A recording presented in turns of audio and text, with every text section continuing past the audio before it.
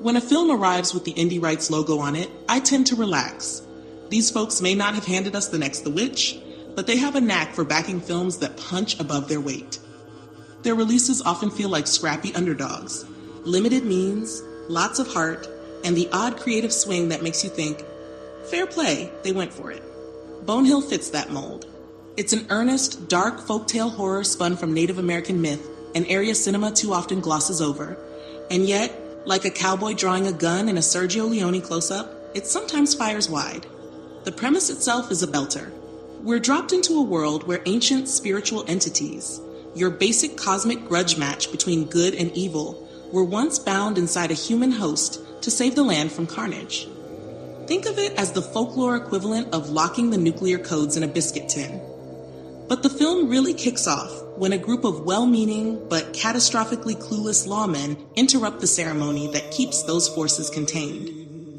Their timing is about as useful as the cops who show up at the end of Psycho. What they unleash, though, has far more teeth.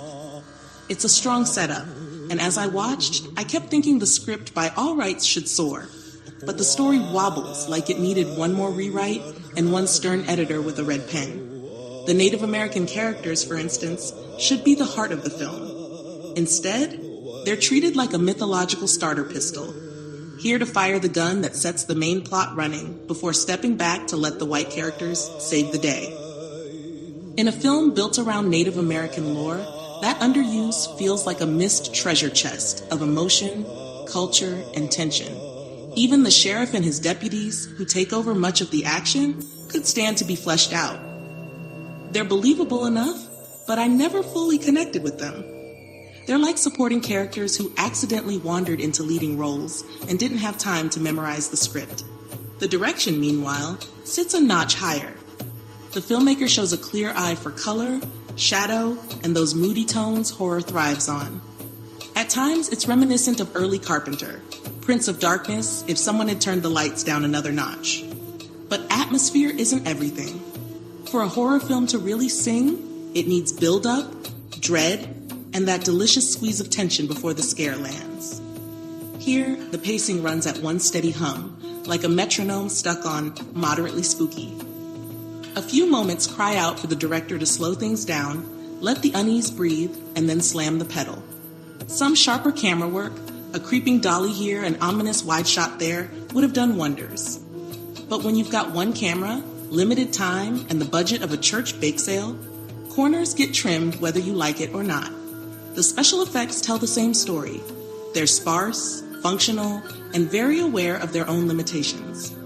To the director's credit, they keep things tight with fast cuts and clever framing. Show too much, and the monster starts looking like it escaped from a Halloween clearance rack.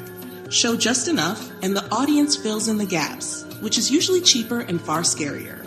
Still, I won't pretend I didn't see seams showing here and there. The cast fares better, mostly. The ensemble sits solidly above average, which is no small feat in micro-budget horror. But the actress playing the original host of the Battling Spirits, well, let's just say her performance made me wish the evil entities had stayed locked inside her a little longer.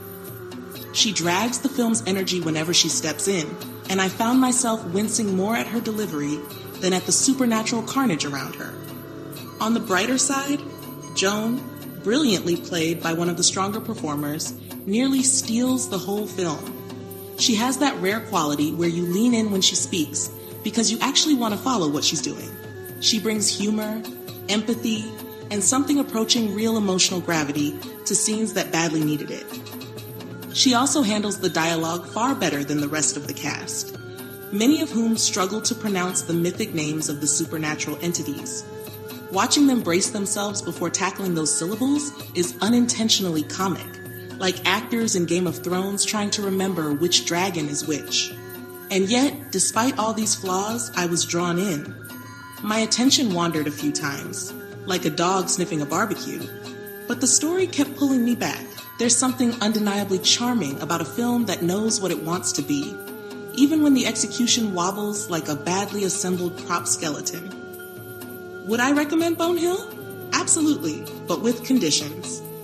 If you're into Native American folklore, admire low-budget passion projects, or appreciate horror films that swing big even if they miss, then there's plenty here to enjoy.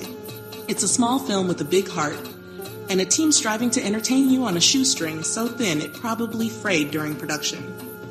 But if you prefer your horror glossy, polished, and dripping with studio funding, or if you think folk horror means The Witch and nothing else, then you may want to save this one for a rainy day after your watch list has been hunted, haunted, and exhausted. In the end, Bonehill is like a campfire story told by someone with a great imagination but slightly poor timing. The tale is there, the spirit is there, and the passion is there. And sometimes, in indie horror, that's half the thrill.